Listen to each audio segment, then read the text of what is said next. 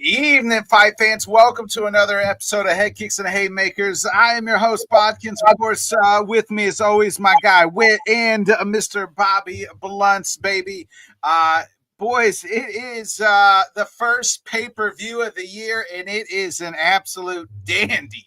UFC 311, they are going to continue it with it at the Intuit Dome, the very first UFC event held there this Saturday night, and it is none other than headlined by the reigning lightweight champion Islam Makhachev. Of course, I'm going to butcher all these names tonight, but hey, it is what it is. Versus the number one contender, Arman Tsarukyan. And none other than that, we got one title fight. We got two title fights on Saturday night. We got the reigning bantamweight champion in Merab defending his title for the very first time versus Umar Nurmagomedov. So the cousin of Khabib making his first title fight, really only his second 5-round fight if it goes the distance. Man, we got stacked card Saturday night. I'm just going to start with you, Bobby, just before we start breaking down the card. What's the storyline that you're looking into, or even like a prelim fight before we start looking, taking a deep dive here at the main card? I mean, the storyline is probably definitely at the top with, the two of them headlining. But I would say, as far as prelims and stuff, like the entire card from top to bottom is loaded. But I'm really excited for the Peyton Talbot fight. See if that, we can keep the hype train going. That's pretty much, I think, closing out the prelims. So I really can't think of a better fight to put on to go into that main card, because the entire thing is just flawless. I mean, they really hit it out the park coming back and coming off the hiatus. They're reminding us what we've been missing, so I can't wait. Yeah, the card did take 2 hits. 2 fights fell off. The Dumas fight fell off, and the Johnny Walker fight fell off too. So Johnny Walker, he said he's severely injured. Never did see what it was, but and then Dumas had to pull out, I believe, for injury too. So card did just take just a smidge dip with. But what about you? What's a prelim fight or a storyline that you are looking forward to here in the first pay-per-view of the year? All right, everybody knows me, man. I'm pretty much everybody's country cousin. I represent South Carolina, but I live in Jacksonville.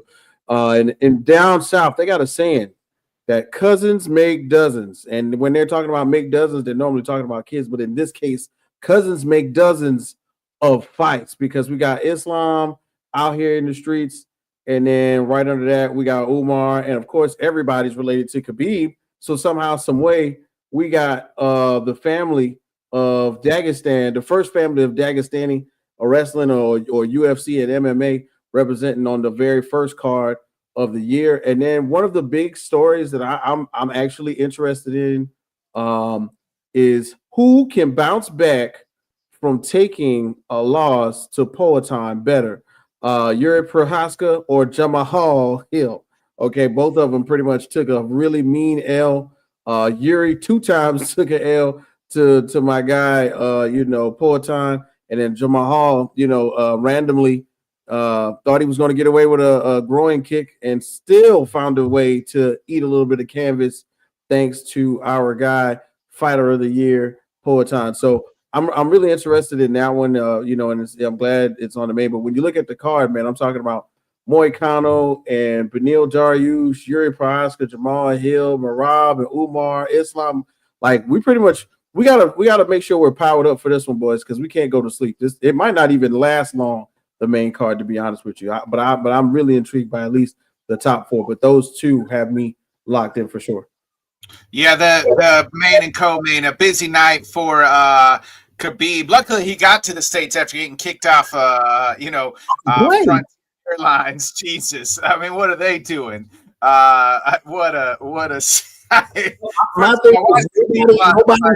said y'all don't know who that is. Y'all don't know that's Khabib. Nobody said that.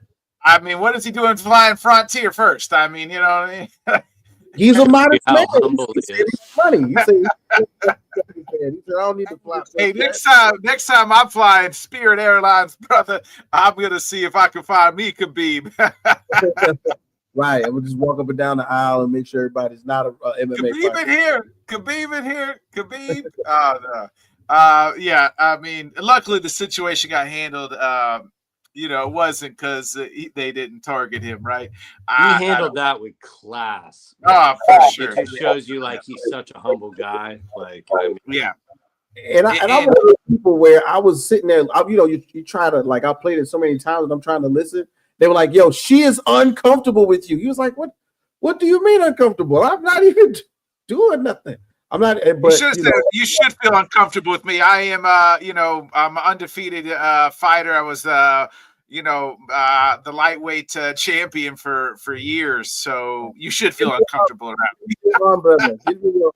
Could you not think of a more qualified person to sit in the exit row? Like, yeah, right. I mean, it's pretty funny. I mean, not, if whoever you are, you better not stand up. Khabib's on the plane. Yeah. And his and the rest of the Dagestani wrestlers. It's nothing going on. It's not going down. So it will be a busy night for Team Khabib. Real quick, I also just kind of some other news is some changes in the PFL. Real quick, they're getting away with like they're seasoned. The Bellator is dead. It is RIP to Bellator. We'll take a moment of silence for Bellator real quick. All right, moment's passed. So rest in peace to Bellator. Bobby, your thoughts on the changes real quick to the PFL format? No longer it's a tournament, but it's no longer standings and points and things like that. It's win and move on, and you're not $1 million and you're not a champion. Yeah, I don't think the format was like the biggest story. Like, to me, it was definitely that the purse was pretty much splitting in half. Now I know it's like kind of an added on thing to their original purse and stuff like that, but the writing on the wall kind of seemed to be there for the Bellator aspect of it. Especially when you had Pitbull tweeting for him to finally release him and stuff, and then 3 weeks later, Don Davis completely released him and acted like he was doing him a favor. And I guess in the end he was, but I don't know why they couldn't have done it immediately, if it had to do with like, some legal thing of getting everything figured out. But just with like the Paul Hughes Usman fight next week, like there's no mention of like Bellator or anything on the poster, and they're technically fighting for the Bellator title. So I'm kind of just blanking all of it out and knowing that I'm getting the fight I want next week. So I'm just kind of focusing on that. But definitely does not sound like a good sign for like the long-term aspects. But at the same time, like if you want to look at the positive side, they eliminated a lot of the things that I kind of criticized. I don't know about you guys, but I never thought, the way they had the format in the first place really was fan friendly. So they're trying to work on it. So we'll just kind of have to see how it plays out, as Dana White says. But I think my biggest takeaway is I put Don Davis in the exact same category as Dana White. He is no saint or anything like that. He's just another shady MMA promoter that doesn't really watch MMA. But at least Dana watches the fights. At least we know he watches the fights. Definitely. Yeah. So, I hopefully they can get everything figured out. And, it was kind of weird that the LinkedIn post seemed to trigger a lot of this stuff. Like that was kind of the one that like went so viral and stuff, especially because that's like a business post. But yeah, it was pretty bizarre. So it's good that, Pitbull got released so he can kind of figure out what he's doing. But I do wonder what like the big PFL stars like Cedric Doumbé and Dakota Ditcheva, like how much longer are they going to be in the promotion? Is it just business as usual for them? And I would also assume that Francis is going to have one more fight there and, go somewhere else. Go box.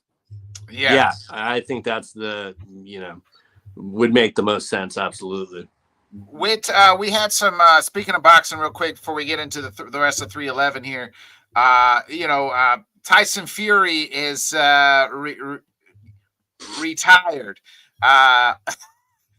What percentage do you think that, give me a percentage that you think he boxes this year?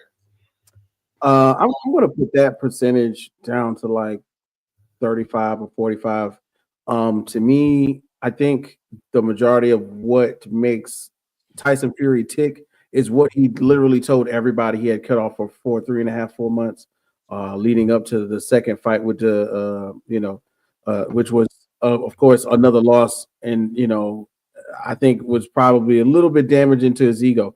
Tyson Fury, although having maybe, less losses than you can count on your hand, has been a pretty much an unstoppable figure in the heavyweight division for, decades or at least a decade, when you do something like that and you cut off your family in order to try to get the best out of yourself and you don't really reach peak performance, which I guess that would have been, winning, up against who may arguably be considered one of the best cruiserweight / heavyweight fighters in our time, it's a little deflating. And I think some time at home with his family. I mean, because the issue now is not money. You know what I mean? After these last two fights for Tyson Fury, the money is not the issue. It's really his drive. It's really how he feels. And of course, I think we are all men who have some type of relationship.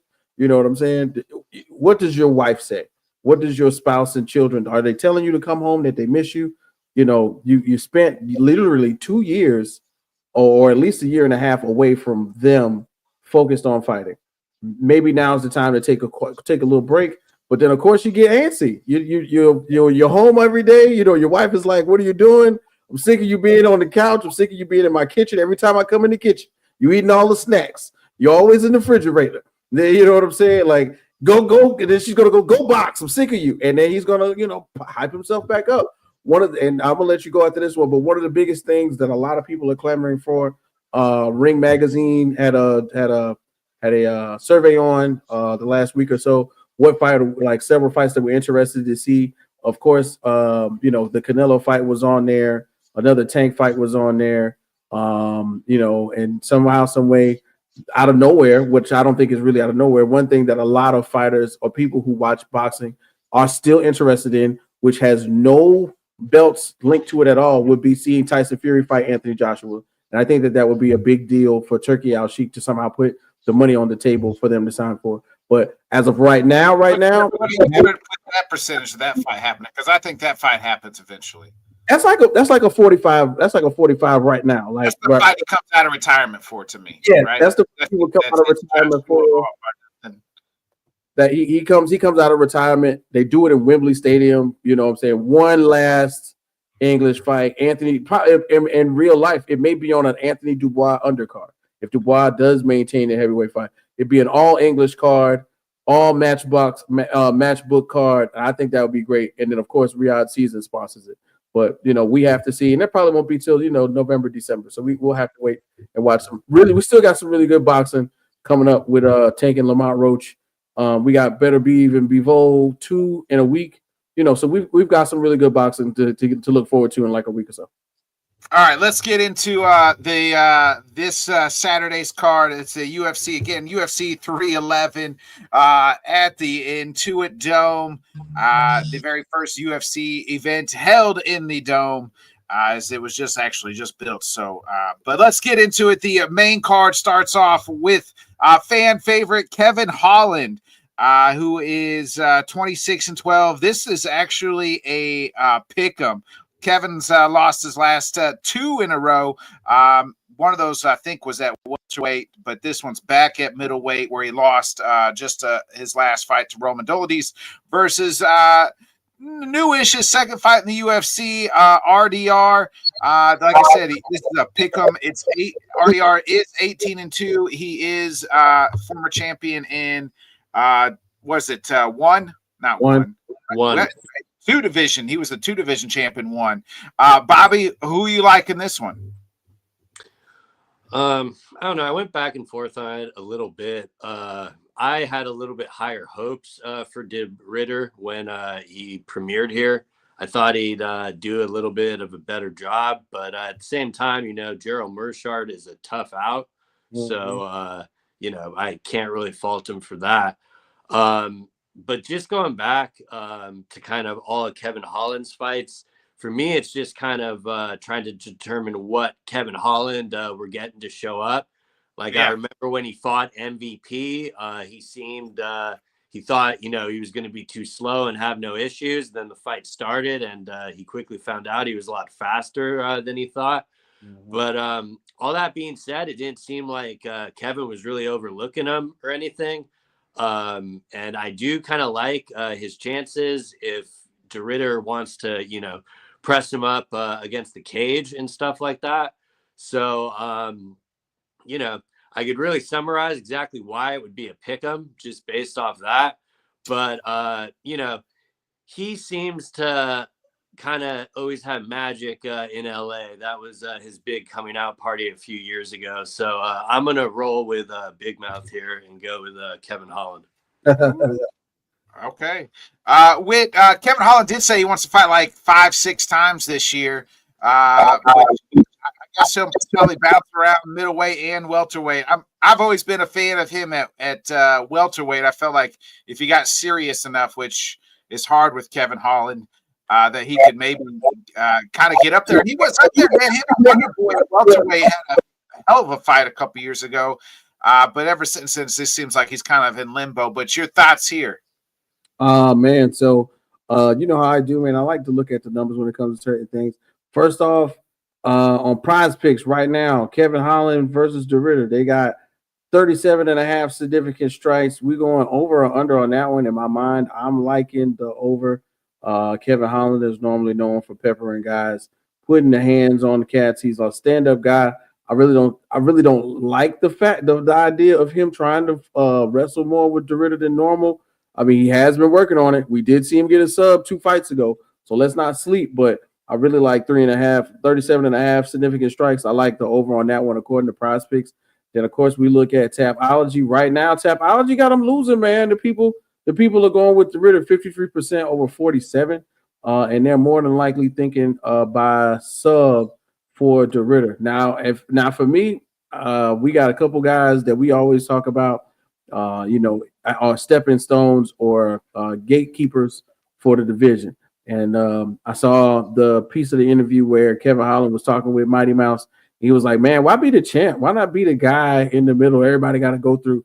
And if you can't win, you can't be the champ without beating me. And I feel like that's exactly the right space for Kevin Holland. So does DeRitter take him out? I kind of want to go with DeRitter on this one. Like the heart goes with Kevin Holland, but the head is going with DeRitter. I'm thinking points-wise, though. When it comes to decisions, it's really, really hard for Kevin Holland because it seems like he gets unfocused or bored in the ring. But if it comes to points, if it comes down to Kevin Holland staying focused, I like him. Making DeRitter just a little bit uncomfortable with that heavy pace that he likes to keep in that gas tank. Kevin Holland can go as long as he's not put in really strange positions. So I'm going to go with Kevin Holland, but my head will tell me to go with DeRitter, the new guy. So you're picking Kevin Holland. Yeah, I'm picking Kevin Holland. Yeah. All right. If DeRitter can submit him, I will be extremely impressed and all the way back in, like 100%. I think that's what again, like Ritter's a bigger dude, and I just think Holland struggles against guys like that. That's where I think he gets into trouble. Like that's where we've seen him struggle in the past. DeRitter,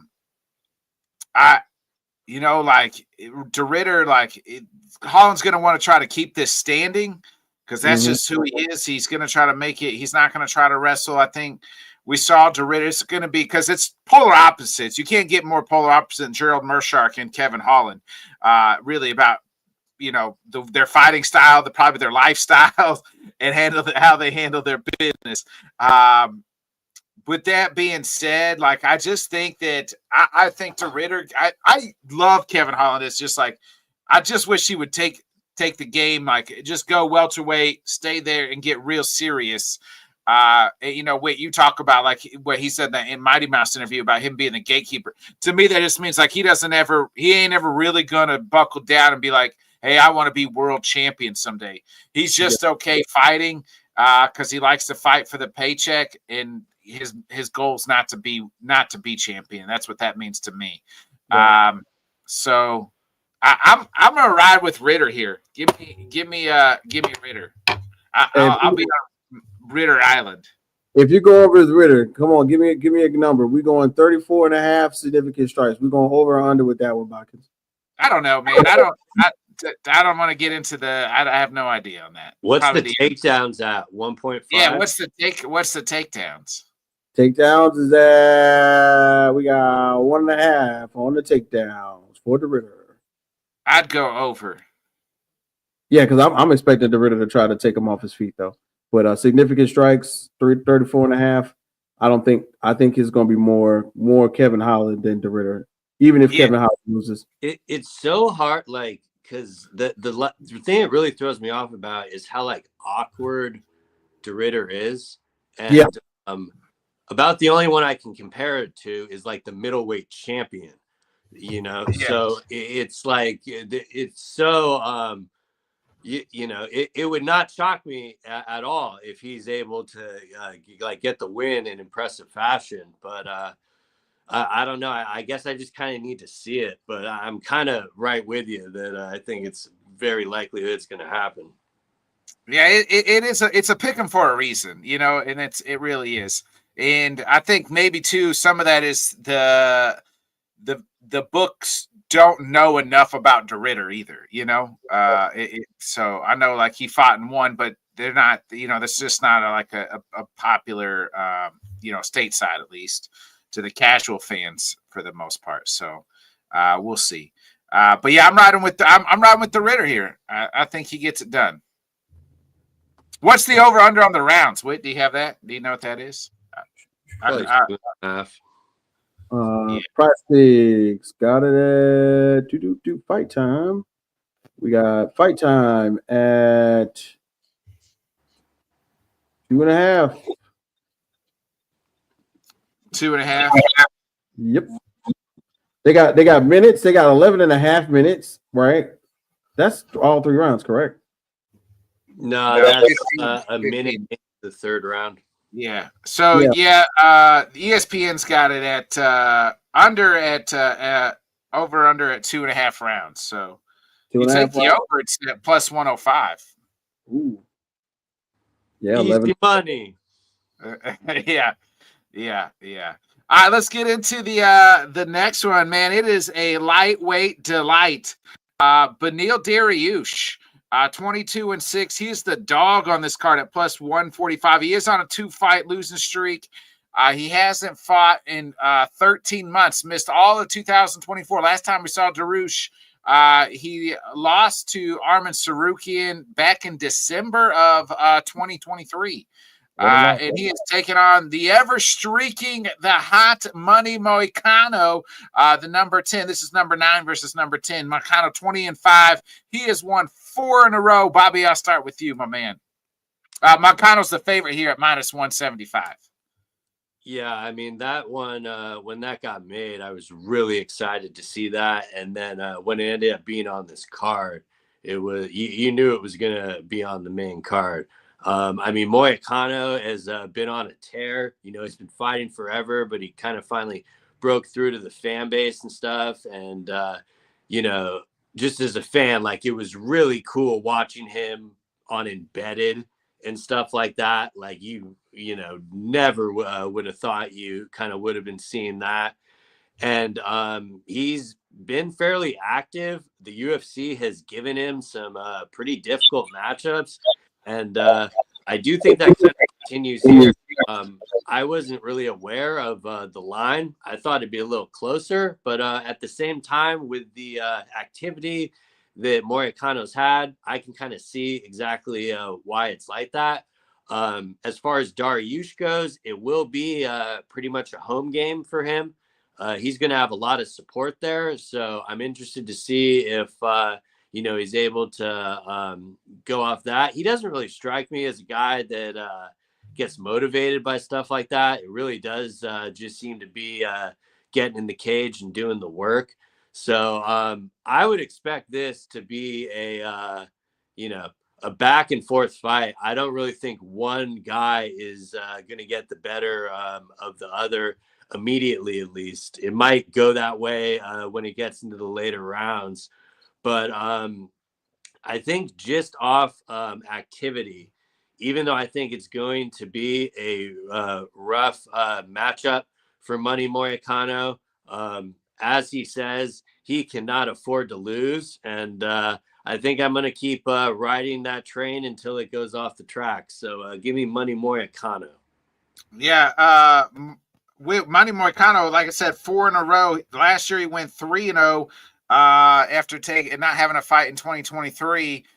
So can he keep the hot streak rolling here into 2025? Man, well, last time we got a chance to see Money Moicano, he put on a show, had the boy leaking. It was crazy. I think it was a great fight. And then unfortunately, I was one of those guys who really liked Beneil Dariush. And the last time we saw him, he took a really tough loss. In this case, right about now, I'm going to look at takedowns, man. This is one of those where I think this is not going to be a very much of a standing fight, especially because of Money Moicano's, his acumen, his fighting prowess. The best thing that Moicano does is get you in really awkward positions and take you down. Not to say you can't strike though. Let's not get it twisted. So right now they got the over. They got it at 1.5 takedowns on Prize Picks. I'm liking the over on that one because with it being, as many rounds as it is, I'm seeing somebody getting taken down by Dariush multiple times. So we're gonna go with the over on that one in my mind. And then of course, as we look at the Prize Picks, man, I mean not the Prize Picks, but the Tapology, it's crazy because once again we kind of all in the same spot. Everybody's riding the Moicano train, dog. 79% of the people on Tapology out of 3,000 got them pretty much winning by knockout on this one. Got Beneil down by 21%, man. So I think we're all in the same train right now. Money Moicano taking this one, possibly with the striking. I'm thinking on the ground. No, we're not even going. We're not even making it to the full fight. So I'm liking Moicano on this one for sure. Yeah, long time fans of the show know I have a name for Beneil. It's called Boring Beneil. Just like Boring. I mean, him and Bilal both have the same name, Boring Bilal, Boring Beneil. I just haven't been able to use it in a while because we haven't seen Beneil. Just everything about Beneil is boring. From the moment he steps out, he does have a nice little Whitney Houston walkout song. That's about it. But his fighting style is boring. His mic skills is boring.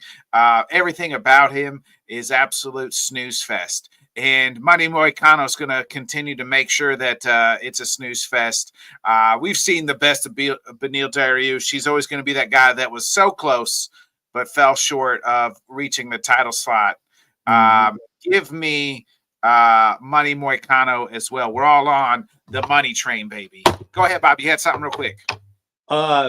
So yeah, I just want to point out it is wild because Beneil was kind of always that guy that we thought if he could get a title shot, he could very well be a champion. And it's because of that I kind of really went back and forth on this one because I definitely could see a scenario where we get old vintage Beneil Dariush or you just kind of described how you see it there. So I can totally see him making that a reality. Absolutely. But yeah, he was on a nice run before these last two losses. Before that, I mean, this is a guy that was on a run until he lost to Charles Oliveira back in June. In June before that, he had won 1, 2, 3, 4, 5, 6, 7, 8 in a row. he had beat the likes of Tony Ferguson, Gamrot, and then he was in that title, pretty much a title contender fight, #1 title fight back in June of 2023. He fought Charles and lost in the first round. And then remember, Sarukian knocked his ass out down. Well, I think that's why I really agree with the layoff, because that one was bad and he definitely needed to take some time. So, but again, the main reason I'm kind of leaning towards money is just the activity. So, like, eventually that will fall off. And again, I don't think the UFC is doing Moicano any favors with this matchup. So I'm really excited for it. And should be a tremendous fight. A lot of these fights, when I say they're going to be really good, it's not going to be that 10-second high right reel knockout or anything like that. Like, this is going to be very high class back and forth MMA, and you see that on the entire main card. I mean, maybe the 205 fight, you can see that one going quickly, but they really built this thing well. So wait, do you have something to add? I was going to say, man, that you kind of took my thunder with that last comment, man. When we were doing the show and Beneil was on a big run, you know what I mean? And I think out of respect for the possibility of how it could have been, he did take that tough loss and, to Oliveira, but Charles Oliveira is Charles Oliveira. And then to say that you lost Oliveira in the first round, and then we immediately put you in with Sarukian, who is now fighting for the title, I think that shows you that, hey, look, we're giving you they gave him the chance to possibly be still at number 1 or 2. You know what I mean? And to lose to guys who are fighting for the title is not as bad as it seems. You know what I'm saying? If he lost to some guys 5, 6, 7 people down the card, that's different. But he lost to 2 title contenders, repetitively. So I think this is a good test for Dariush. If he prevails somehow, some way, which I'm still game for. That'd be a great thing. But right now, we've got to see him what he looks like up against top tier competition. Because, like Bobby said, that last one against Sarukian, it did not end well. You know what I mean? Yeah, he got his lights put out. And this is really like Dariush is now like the gatekeeper here. You know what I mean? He was like the top 5 kind of gatekeeper. And now he's, and here comes Money Moicano, who's been on a run. We never mentioned him in like our 2023, our 2024 Fighter of the Year, but man, you could have made a case that he was with those 3 big wins. He probably had promo with one of the best promos of the year when he was ripping down France's government and everything else. So I'm all in. I'm all in on Money Moicano on this one. Bobby, you mentioned the 205 fight and maybe the 8-second knockout, and both of these guys are capable of it. It is the number 2, Yuri Prochazka, who's actually the dog on this card at plus 105. He is 30-5 in his career. He has taken on, Yuri's coming off that loss to Alex last year. He was knocked out. And like Witt said it at the top of the show too, the number 3 light heavyweight in the world, Jamal Hill, faced Alex his last fight, UFC 300 in the main event, and we saw how that ended. He got knocked out. But he is the favorite here at minus 125. Remember back, I think it was 2022, these guys were supposed to fight. Yuri was the champion, had to relinquish the belt. Jamal beats Glover for the belt, gets the belt, and then they have the whole Yuri's like, I'm coming, and then Jamal does the nice little that's what she said video. They were supposed to fight, and then Jamal gets hurt, blows out his Achilles, and then we do the Alex Pierre versus Yuri Prochazka fight, and the rest is history. Right. So this was a fight that was supposed to be happening a couple years ago, and now we get it on Saturday night. Whit, I'll start with you this time. Your thoughts on, this is really a title eliminator fight. Two guys coming off of some bad knockouts. Yeah, man, definitely. So, like, let's look at the joints right here. So, of course, this is one of those I'm thinking about striking. You know what I mean? If I was going to be trying to put some money on something, I'm thinking whatever the takedown is, just take the under. Yeah, whatever the takedown is, go ahead and take the under on that one, because I'm saying in real life, these guys are not trying to wrestle, not at all. If there's any wrestling in here, I'd be completely surprised. Matter of fact, Prize Picks does not even have over or under for takedowns, which gives you pretty much the hint about what they're trying to do. But when we look at significant strikes, both of them are standing at 39.5. I definitely will take the under for Yuri Prohaska and maybe the under for both Jamal Hill. And here's why. In my mind, and then here it goes. 9.75 minutes is the over under for Prize Picks right now. Yeah, one and a half rounds. Rounds. If that doesn't give you the signal that the significant strikes are under, I would go under on the significant strikes, and I would go right around that time. Maybe I might go over on the time, maybe, but I don't think it lasts long. I really doesn't think it lasts long. And for me, I have to pick with my brain on this one, and I'm going to go with Jamal Hill.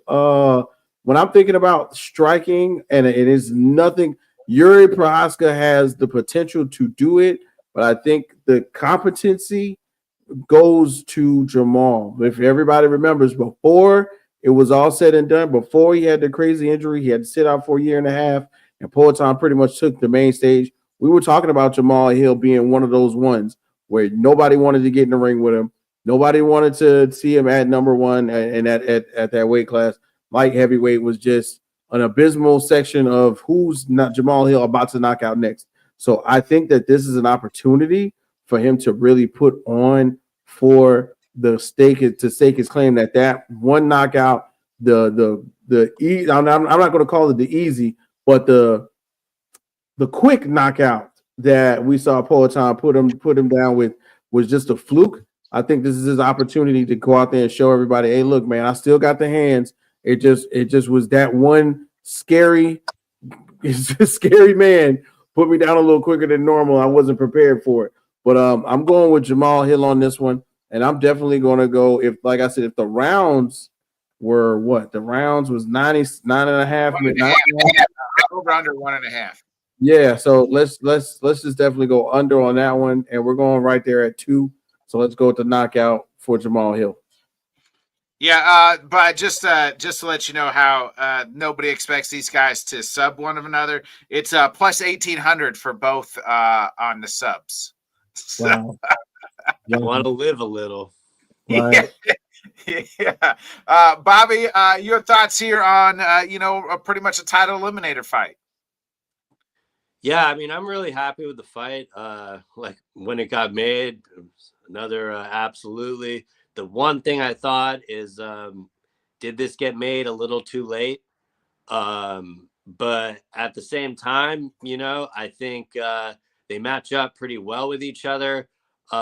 Originally, when this was made, back when Jamal had the title, I had picked Jamal mainly just because I thought it was a little bit better of a matchup for him, just because he's willing, to use the grappling if he needs to kind of get out of a situation. And mainly, granted, either of these guys can kind of win in a second, and they both have the loss to Pereira. However, Yuri has a much worse loss to Pereira. I mean, like Witt said, he pretty much got KO'd twice. There was no reason for him to go back out there with that fight. So, I'm not really trying to count Yuri out. I just don't know how much more damage he can really take. And I think Jamal will eventually be able to capitalize on that and get the win. But, stylistically, it's going to be really fun. Yuri always does his thing when he gets in there. You know, he has that samurai mentality. But, you know, I'm just a little concerned because, like, more recently, he's just been falling on his sword. So the one thing I will say is it seems like whenever we kind of count him out of these things, because I did the exact same thing for UFC 300, like when he was coming off the first potent loss and he was even losing that fight. And then look what he did, and he came back. So, I mean, that's why my excitement is really high for this.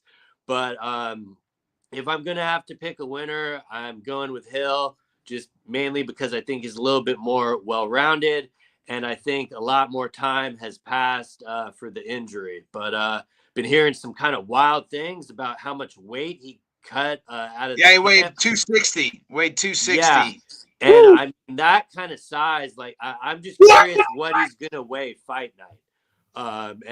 You know, I think that will really play an issue. And who knows?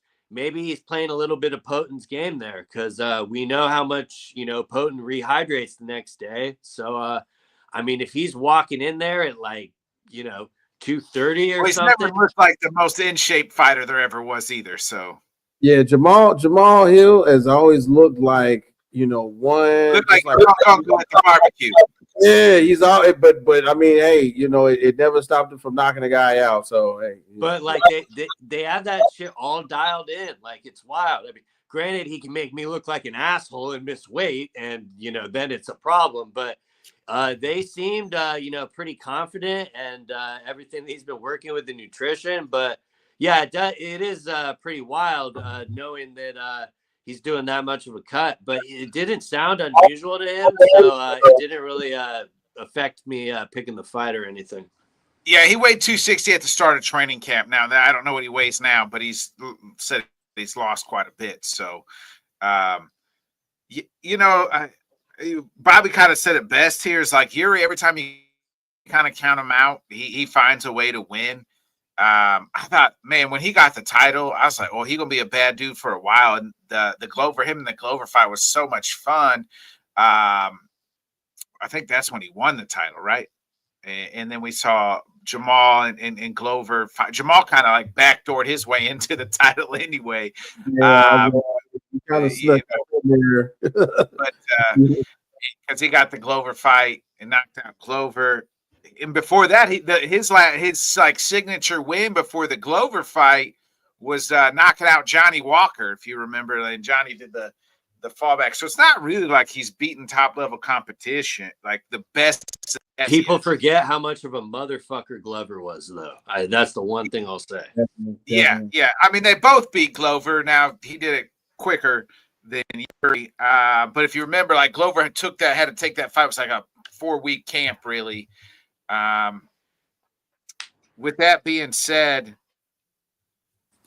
my dog on the card, baby, is none other than my guy, Yuri Prohaska, baby. We're all in on the samurai. 160 plus 160. My dog on the card, Yuri. Did you say plus 160? Whoa. Oh, 105. 105. Okay.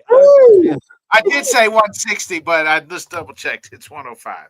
I was about to say, I need some of that action. 160. Yeah, I'm all in on year. I'm two fights now. I'm by myself here, so that's we'll see. We get into the co-main event. Mm-hmm. It is the reigning bantamweight champion who won back at UFC the Sphere. He's 18-4. He's won, and somebody's winning streak in this fight. Marab has won 11 in a row, and very rarely is the champ the dog, but he is at plus 210, and he is taking on none other than Umar, who is minus 300 and is 18-0. Again, somebody's winning streak is ending. Now, Umar would be his first loss, but Marab 11 in a row, Bobby. This is a co-main, and Marab seemed like he really didn't want to take this fight then, but has now reluctantly to take to this fight. The Hunter Campbell meme comes to mind. I mean, both of them sound compromised. It does not sound like either of them are completely healthy. But the thing that is so telling to me in that is I know a lot of people are kind of paying this. The UFC is doing Umar a favor and stuff like that. You know, he fought Corey Sandhagen, who was ranked number 2 at the time. Everyone thought that was a huge jump and he didn't deserve it. Well, the fact of the matter is 3 through 9 said no. Nobody wanted to fight this man. And I mean, Corey actually took the fight, and it was just, a really great performance. Corey was able to kind of nullify the grappling a little bit, but eventually kind of time just wore on with that. Now, I don't mean to count Merab out at all. I mean, I think the line is a little surprising. I've seen it as high as like plus 250. So I know a lot of money is going into Umar, but, Merab does like all of this sparring and stuff. He does like 10 rounds. So, the cardio is going to be there. But I just keep going back to, the sacrifice that Umar makes. And a lot of people might roll their eyes at that, looking at the UFC, his UFC like resume and stuff. And I think they're just missing the bigger picture. Because when I talk about sacrifice, I'm talking about what he puts into that team. All of them make sacrifices. And, Merab didn't want to take this fight because he, wanted to take some holiday time off and spend some time with the family. Umar didn't want to be anywhere near his family. The only family he wanted to be with was his brothers that he was training with. Like, they are locked in, and their dedication, it's going to bleed through from the co-main to the main event. And knowing that Umar is injured, I think that they see something that they feel very confident about taking this fight, because you figure that Merab is going to try to wear him down with pressure and just kind of chain wrestle him and kind of, use the cardio like he has with everyone else. And I don't know, man. I know that Merab has literally beaten everyone else, and it's a real shame that this is his first title fight, because legitimately, I don't know who else in the division would be beating Merab. And if Merab is able to pull this off, I think he's going to be holding that title for a very long time. Right. You got him either out the UFC or title or champion for a long time, Bobby. Well, I mean, that was just more of how I could see the wheels rapidly fall off maybe after he loses and stuff like that. But, I think it is going to be an electric fight that I'm assuming is going to be 25 minutes. I don't see a scenario where Umar is just going to like really roll through him or anything. Mm-hmm. I'm interested to see, what Merab does early, because I think his plan is, just to keep forward with the pressure and kind of nullify Umar's wrestling. But I don't know. I thought it would be a little bit more spicy of a take before I looked at the line, but it sounds like I'm, just going with the favorite. But all that being said, I am going to pick Umar to be and new. And new. Oh, wow. Real quick, before you go, what I don't understand is Merab is not only, so he's plus 240 on the money line. If you're going to put money on Merab, you would want to take the points, and that's plus 350. So I think that's how he always wins. So, like, to me, if you're going to put money on Merab to win, I would put the points wise. But what about you on the co-main here? Oh man, the co-main. This is what I'm thinking, and it's gonna be crazy. Shout out to Inglewood, always up to no good. They got it at the Intuit Dome. Steve Ballmer, big Microsoft guy.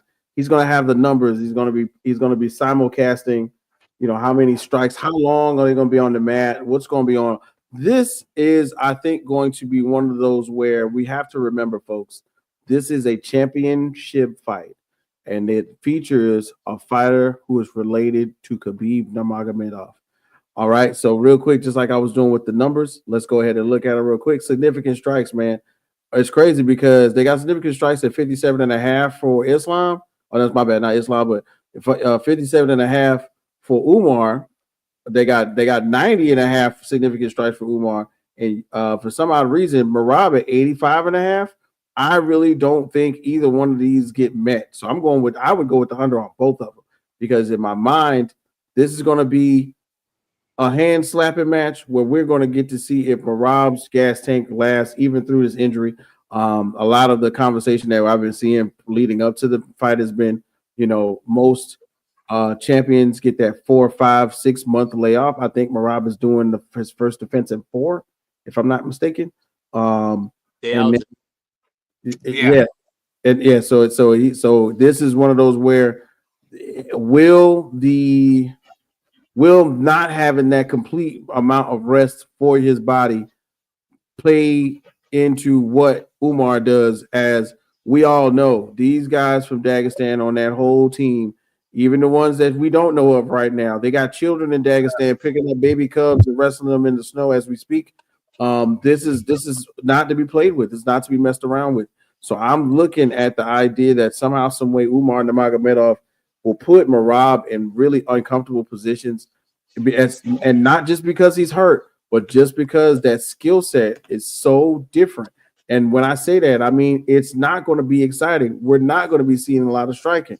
We're going to be seeing a lot of takedowns. And right now they got it right here in my face where Umar is at 2.5 and Merab is at 2.5. I would take the over on Umar and the under on Merab. I really think that this will be one of those times where Umar comes in just a little more prepared for what Merab brings to the table, rather than other fighters that we have seen who have not been able to compare to what he does best, which is wrestle and grapple and overcome everybody with that gas tank. So now let's see what really goes on. I'm going to go with Umar on this one. And it hurts because I like Merab. Don't get me wrong. I like Merab Dvalishvili. I'm really with it. You know what I'm saying? I guarantee you will see a lot of striking. I guarantee that we'll see a lot of feints. It'll be a lot of feints and a lot of level changes. I think the striking will happen though. Don't get me wrong. But like I said, the number, like let's once again, just because who's this? Dark Cloud, North Carolina. So let's look at this. If you're listening, you're watching the show right now, and we appreciate that. Like, share, and subscribe. The over-under right now for strikes for Merab is at 85, is 85.5, and Umar is at 90. 90 strikes, bro? 90 strikes? I doubt it. I highly doubt we get 90 significant strikes out of those. I think why that is, and I can see where Dark Cloud's coming from here, is just that the wrestling will negate each other. So like they usually, it'll be like Colby Covington versus Usman, where it's like two wrestlers where you think they're just going to grapple the whole time, and then they just stand there and bang. I'm saying, like, I'm not saying that's what I think is going to happen. I can see that. I can see. Yeah, I can Umar see that striking is the reason I'm picking him over Merab. Yeah. Like that is. I'm not high on Merab striking. Merab wins by one way, and that's just out cardio, in pressure, in your face, the whole time. It's a hustle game. It's a hustle game. Merab's hustle game in the octagon is superior. But when you meet, when the rubber meets the road, this is an even match on gas tank. And I think it's a possibility that he is not completely healthy. And somehow so you got Umar, you got Anu with. I got Anu on this one, man. But I like Merab to make his way back up, is what I'm saying. I thought I was gonna be the only one. Man, I got new. Yeah, little reverb on that. Yeah, I just think like Whit said, I think the their gas tanks are almost equal. Like Umar's got a gas tank. Just everybody from that Dagestanian wrestling crew has a great gas tank. That's all they do. Like their workout, their pre-workout is most people's workout. Like it's insane. Like when you watch the videos, like and they're pushing the mat, and it's just people sweat. Just Imarab's got a gas tank, but Umar's got a little bit better striking. I've never seen an Nurmagomedov lose in championship rounds, and I'm not sleeping on Merab either. But I got a new UFC Bantamweight Champion of the World, Umar Nurmagomedov. I'm gonna if they sweep these two, I'm gonna buy one of those hats from off of Amazon. I found it. One stat I forgot to leave out was Khabib's camp in the UFC lifetime, 83-3. So like at the end of the day, really hard to go against that body of work. Yeah. And we'll get right back into Khabib's camp. It is actually a rematch. These two fought back in April 2019. It was a close fight back then. It was a short camp fight. They took a short notice fight. It is Islam, the reigning lightweight champion, Islam Makhachev. They've coming off both the same type of layoff. Remember, Arman fought at UFC 300. They actually asked him right then after he beat Charles, hey, in 2 months' time, would you want to, at 302, take on Islam? He said, no, thank you. I want my full camp if I'm going to take on the champ. So kudos to him. And that's how we got T versus Islam. And so they're relatively coming off the same amount of layoff, but it is the lightweight champion, Islam, who is a heavy favorite at minus 380. He has won 14 in a row. He is taking on the aforementioned Arman Tsarukyan, who is plus 280 as the dog. And he is 22-3, but he's also won 4 in a row. Whit, I'll start with you. All right, man. This is for all the cookies. This is for the kid and caboodle. This is for all the marbles right here. And I'm telling you, for some odd reason, I don't know. I don't think Arman Tsarukyan is where he thinks he is competitively in this fight. Now don't get it twisted. Arman Tsarukyan can wrestle. He's a bigger fighter. He is more equipped to handle what we think will be thrown at him in this one.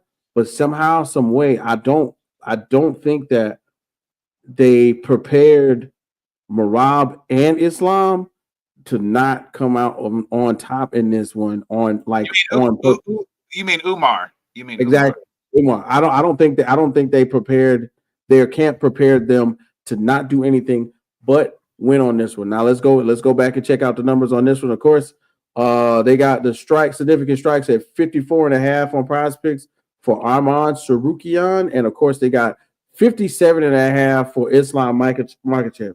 I like the under on this one for Arman because I think this will have, once again, this is a title fight, y'all. 5 rounds. The outbursts that we normally see in those first 1, 2, 3 rounds are going to be spread out significantly, I think. And I think they're going to be doing a lot of feeling each other out. 57 strikes is a decent amount for anybody else but them against each other. Y'all said that the wrestling may nullify each other and they might strike out in this one and in the one before. I think this is the one where the striking will play a larger effect on what goes on. And then, of course, real quick, let's look at the takedowns. And then for takedowns, they got They got Islam at 4 takedowns. They don't even got, and surprisingly, Prospects doesn't even have Arman up here for takedowns. So that shows you where the money is in this one right here, right? Islam Makhachev 4 takedowns the whole fight. I'll take that. Definitely. It's more than likely going to happen. But Arman Tsarukyan, I think he's great. I love how he came in into his own in the UFC. I love how, you know what I'm saying, he want to start fights in hotel lobbies. I like that. That show me where your heart is at. But in this case, man, real life is real life. And I'm going with Islam on this one. I'm thinking and still, but Arman Sarukian, don't get it twisted. Not to be slept on at all. I would not be surprised if somehow, some way, this ends up in either a split decision, maybe even a draw. But I do not see this being like one of those exciting, everybody's fighting, swinging out. Not at all. This is going to be damn near a stalemate. But I still think points wise, Islam pulls it out, and we get the hard decision after 5 rounds on this one. Yeah, I was just kind of looking at the tail of the tape, Bobby. Are you worried at all? Like, Arman's 5 years younger than Islam. I didn't realize Islam's 33. They don't age in Pakistan. It's the snow. 28. Yeah. That part's a little wild to me. And the over under on the rounds is 4.5. Mm-hmm. Yeah, I mean, as far as the age, it's not too much of a red flag for me, mainly because, lightweight is a little bit older. I mean, granted, Arman is young, up and coming there. But, the most impressive thing about Islam to me has always really been his defense. It's why I was kind of so impressed with Dustin Poirier's performance. He was able to kind of make it ugly and get some damage in on him. Arman is going to be the hometown guy. So, I mean, Islam is literally fighting in his own backyard. So that should be a very interesting dynamic to add to it. So probably not too likely that Arman's going to try to punch a fan this time coming out. So we can cross that off. But, you saw those like training photos of him, and he looks huge. And that's kind of one of the ones I'm a little interested to see how the cut goes. He does look huge, yeah. In recent memory, I can't remember if he cut the extra half pound, like when he was like doing his contender fights, or if he's always been like 155.5. But I don't know. Like, Arman has gotten significantly better. However, like, who are we talking about? So is Islam. Like, Islam is the pound for pound, best fighter in the world right now. Granted, I don't want to shade anyone if they want to throw John Jones like up above him, but like, if we're talking active competition and wins, I mean, there's really only one guy. And not only that, Islam is fighting the next guy. He's not fighting down in the rankings or anything. This is the person he should be fighting. And he's, I know they obviously don't drink in Dagestan, but he's pretty much like, hold my beer. Like, you do not see any, hesitation. Like, he always carries himself like a champion. It amazes me how much Umar is carrying himself similar to that. Like, you see him just looking up to Islam. And I think Islam is going to lead by example here and know the task at hand. And it's going to be a very good fight. But I would be very surprised if Islam does not come out with his hand raised. So I am going Islam and still. Yeah, so real quick, you talked about the weight. So from like the weight from the last fight, and now he hasn't had to fight at championship weight, but Arman's always usually winning in at 156, so he'll have to cut that extra pound to make the 155 on the dot.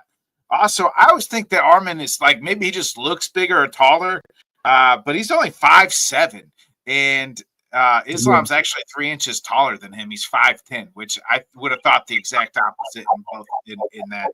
Because Arman looks, maybe from the photos where he looks ripped and he looks big, but nonetheless, Islam is a big lightweight for sure. Yeah. I mean, Islam could fight at 170 at the same time, but he's kind of said, did say today that's not going to happen. He's friends with Bilal and Shavkat, actually, he said, so he won't be fighting.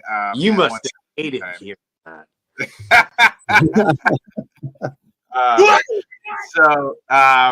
we'll see what happens. But as far as this fight, I think this fight's going to be a good one. The first fight was a very good fight. I think Arman's kind of on a run here. He is very dangerous. And really, it was he lost a close fight to Matus Gamrot, and he had not lost a fight up, before that. That's the only fight he's lost to, outside of the Islam fight in the UFC, and that was a close decision. Some people even had him winning that fight. With that being said, though, Islam just man, you just go back and watch. He has not been in it's different between him and Khabib. It's like Khabib just came out and just dominated him. Like Islam at least gives us they're entertaining fights. Like every one of his fights, the Volk fights were both he head kicked Volk down to the ground and put him down. But the first fight was very entertaining. The Dustin Poirier fight of the year last year was so entertaining. The back and forth. So it's is there holes in this game? Or does he just not dominate? Or, you know what I mean? Who really knows? Or the competition's just been really great at the same time. I think this is going to be a very fun, entertaining fight. But at the end of the day, I would take under the rounds because I think it's going to be Islam's going to get the finish. So give me still UFC lightweight champion of the world, Islam Makhachev.